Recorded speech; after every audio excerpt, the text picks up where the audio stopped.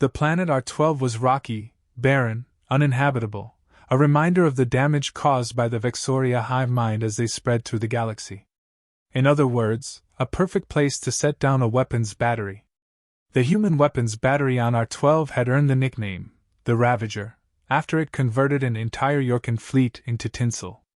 Attempts to take it head-on had all ended in disaster as the weapons battery not just matched, but actually exceeded the output of the ships sent to destroy it. One weapons battery had effectively made the Ginter worlds a no-go zone and prevented any resupply from reaching the ground troops, something which the Yorkin leadership considered to be unacceptable. "I'm tired of playing with these primates, nuke the pest," said Admiral Neff, his tail swishing angrily against the legs of his chair. "Use a planet cracker if you have to." There was an awkward silence around the table. "What? Why are you all looking at me like that?" the Admiral asked. His aide was the first to speak. "The captain of the Tivimo tried that already. It didn't work." The Admiral blinked in surprise and smoothed his whiskers, trying to hide the anger he felt. "You're saying that someone released nuclear weapons without my authorization, and failed to destroy the target? Before the Tivimo was destroyed, it unloaded 4 planet crackers and a sunkiller at the planet. No effect," the aide elaborated. "Nothing we have can seem to get through that counter barrage. The missiles were shredded practically as soon as they launched." Something about that statement bothered the Admiral. From what he had read in the reports, the human weapons platform seemed to be able to put out an almost impossible amount of ordnance, and had destroyed 2.5 fleets thus far. So where were all of those munitions coming from? The humans were supposed to be fighting this war at the end of a shoestring, yet somehow they seemed to have an infinite supply of weapons to destroy his ships with. "How are they resupplying? Do we know?" the Admiral asked. "We have seen some smaller transports bringing food and supplies, but no larger munitions barges." The aide checked his notes. "No major human military ships have been spotted in the area. We intercepted chatter on the commercial channels that a few mining vessels are coming to aid the Ginter, but they haven't arrived yet. Our current working theory is that R12 is hiding some kind of weapons depot that was missed when we initially attacked the system." The Admiral wasn't convinced. "No, this is something else." He mentally thumbed through his back catalogue of weaponry until he came up with a possible solution. "Prep RKW. Let's see them try and shoot down a couple tons of tungsten moving at fractional light speed." The aides looked at each other. "Sir, those are banned." The general shrugged. "All is fair in love and war, isn't that what the humans say?" Unfortunately for him, there was another human saying that was about to become very relevant: "Don't get in a poop-throwing contest with an ape." The Yorkin naval vessel Antimora slipped out of the warp and fired its payload. The recoil of launching the RKW, or relativistic kinetic weapon, made the Antimora shudder and actually slow down to the point where it barely had to do a deceleration burn. It had 9 more shots left, but one usually did the trick. Faster than any meteor, the RKW streaked towards its target. Early warning systems detected the Antimora leaving the warp, but the crew on R12 were blind to the tungsten pole moving at fractional light speed towards them. It had no thrusters and no electronics for them to lock onto. The watch commander barely had a moment to remark on how strange it was that the Yorkin had only sent 1 ship before the RKW impacted. There was no atmosphere on R12 to slow it down, so it exploded with the full force of a 100-megaton nuclear bomb. "Whoa!" remarked the captain of the Antimora. "We cracked the planet." The weapons officer frowned. That shouldn't have happened. Maybe the weapon had hit some kind of munitions storage deep underground. He did a scan of the rapidly expanding mass of debris that used to be a planet and frowned even deeper. Something was very wrong. Scans from their initial survey of the system listed R12 as being a small lifeless planet of normal density. So why was there only about half a planet's worth of debris? Maybe even less than that now that he thought about it. "Sir," the weapons officer said, "I think that I figured out what they were using for ammo." Before the captain could ask for an explanation, a proximity alarm sounded as they detected the warp ripples that signaled the arrival of another ship. "Must be those human mining vessels," remarked the captain. "Prep RKW. I want to give them a face full as soon as they exit the warp. The weapons officer prepared the next RKW and blinked with confusion at what his sensors were telling him. Whatever was coming through was massive, so massive that it was throwing off his computer's attempts to compensate for gravimetric effects. Sir? I don't think that's a mining vessel, the weapons officer cautioned. He would have been surprised to find out that the ship Cosmic Harbinger was indeed just a mining vessel. However, it was a mining vessel larger than Jupiter in terms of raw tonnage. Warp travel won't work, the chief engineer called out. There's too much interference. The pest is so big the gravitational distortions are affecting our drives. Then shoot it, the captain roared. The weapons officer was trying to do just that, but nothing was happening. Sir, we've got a problem. The drives are down and the gun's dampeners use warp technology to mitigate the recoil. Firing the weapon without dampeners would be catastrophic. The mining vessel had come fully through the warp now and hung there in space like a hostile planet. It seemed to be scanning the debris of R-12. For a few minutes nothing happened, then the mining vessel hailed the Anti-Mora over video link. Hello? Said an unremarkable human from his command chair.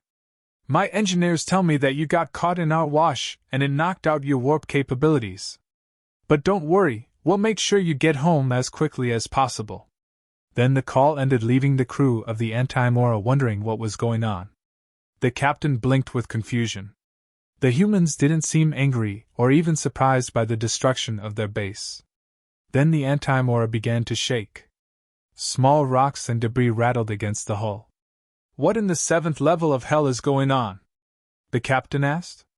It's some kind of gravimetric weapon, sir, the navigation officer called out. It's like we're in an artificial gravity well. It's drawing in debris from R-12 as well as anything else nearby. The captain winced as a large chunk of rock sent a shudder through the hull. If this continued for any longer, they would be crushed or pounded into scrap metal. Fire the RKW, the captain ordered. Fire it while we still can. The weapons officer didn't hesitate. He understood that they were doomed and that it was their duty to take down the enemy ship even if it cost them their lives. But he didn't have to pretend he liked it. Not anymore. You're a terrible captain, he said as the weapon charged. He was going to fire it at max output because if they only had one shot, he might as well make it count. I just wanted to make sure I said that to you before we died. Duly noted, the captain replied, trying to ignore the way his arms were starting to feel heavier than normal and the ever-increasing roar of debris impacting the hull. I was planning on demoting you anyway. You always were a menace like that, the weapons officer said as he fired the weapon. The recoil liquefied everyone on board in an instant as the ship jumped backwards before coming apart at the seams in a cloud of debris. The RKW sped towards the mining vessel but didn't impact. Cosmic Harbinger anti-meteor shielding recognized the threat and redirected the rod harmlessly away into empty space. What a waste of good tungsten, Captain Sanchez remarked as he watched it go. Light years away, Admiral Neff was feeling good about himself as he paced back and forth in his quarters on the command ship Pasternak. He had sent the Anti-Mora to take care of his little problem in the Ginter system, and soon he would finally be able to send reinforcements and conquer those cursed herbivores once and for all. Then the harvesting could begin. The Ginter would make good food for his people. His aide knocked on the door, breaking him out of his reverie. Sir, there's a message from a human ship, the Cosmic Harbinger. They say that the Anti-Mora was damaged and they're returning it to us as quickly as possible. They broadcast it across the whole system. Admiral Neff froze. Wasn't that the mining vessel from his earlier briefing? And what did they mean, as quickly as possible? What were these humans up to? Stable warp gateway established, payload ready for delivery on your mark, Officer Lorena de Souza of Cosmic Harbinger announced. The remains of the Anti-Mora as well as what was left of R-12 had been compressed into a near-perfect sphere and loaded into the ship's mass accelerator. Usually the gateways were used to transport their haul back home so they could mine indefinitely without stopping, but it had alternative uses. The concept behind the system was simple: open a gateway, send resources through the gateway, get paid, move on. But this time things would be a bit different. There was no deceleration package on this payload. It would enter and exit the warp going faster than a runaway planet courtesy of Cosmic Harbinger's mass accelerator. They had even added a little something extra, just to show that they cared. "Send it," Captain Sanchez ordered with a wave of his hand. "Let's show these Tigres what happens when you fight with a species under human protection." Admiral Neff watched with seething hatred through the window as his orbital shipyards burned and his munitions depots exploded. The destruction was so great that it could be seen with the naked eye even from this distance. He could practically feel the heat as his people's future disintegrated before him. With one blow the humans had managed to force the entire Yorkin war machine to a grinding, smoking halt. There would be no reinforcements for his soldiers now. No new vessels to take up the fight. From now on they would be on the defensive. At the start of the war the humans had been severely outnumbered both in terms of troops as well as ships. Now the balance of power was beginning to shift. "Sir!" his aide called out, bursting into his quarters without even bothering to knock. He practically forced the data slate into Admiral Neff's hands. "You have to see this! It's an invoice from Cosmic Harbinger for a delivery." "How cute!" Admiral Neff snarled. "They must have thought it would be funny to twist my tail, to rub my nose in my failure." "No, sir, look!"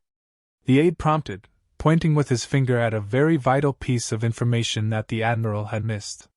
"Delivery 1 of 10. Admiral Neff whispered. "Oh no, please no!" His mind raced. He had to warn the other systems about what was coming. He had to. Admiral Neff didn't even get to finish his thought before delivery number 2 struck home and turned his flagship and the fleet around it into a rapidly expanding cloud of scrap metal. Later, when the war was over, a Yorkin diplomat would ask why the Collectivo Maya mining company had decided to help the Ginter. The Ginter had no mineral wealth, no advanced technology, no visible means of repayment. So why had the mining company defended them so fiercely? "Oh, that!" The Ginter diplomat had responded with a wide human-style smile and a laugh, her ornamental gold-capped teeth glistening like fangs from across the negotiation table. "We gave them exclusive salvage rights. There were a lot of expensive materials in that system. Exotic metals." "We know." The Yorkin diplomat cut her off. "Believe me, we know.